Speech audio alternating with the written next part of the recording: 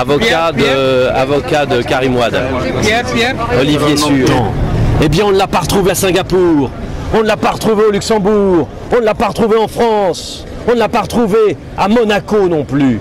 Tout ça pour vous dire que si on ne le retrouve pas, il est inique et scandaleux de dire encore que Karim Wade l'aurait détourné. Vous contestez.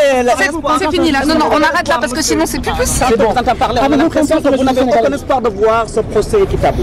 C'est cela?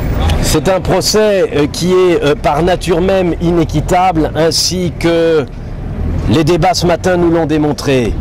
Un homme qui était à l'hôpital, sur son lit d'hôpital, en attente d'être opéré, a été convoqué par la force publique pour venir avec ses 2 gouttes à gouttes sur une chaise roulante.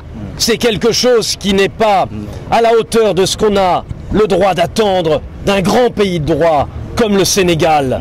Vous savez, le Sénégal est une magnifique démocratie qui est à l'honneur de ce que, avec la France dans une culture juridique commune, nous avons voulu porter au plus haut.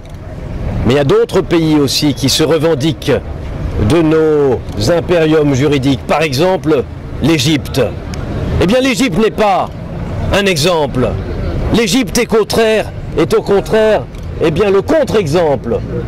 Et c'est pourtant l'Égypte et le procès Moubarak qui ont été cités par le président en indiquant que si un président de la République là-bas avait été jugé sur une civière, on pourrait le faire ici, au Sénégal, à Dakar. Personne, jusque-là, ne l'aurait imaginé de votre belle démocratie. Cri d'amour pour soutenir Karim Wade de la part du public et une énorme confusion de la part de la Cour. Oui, vous avez raison.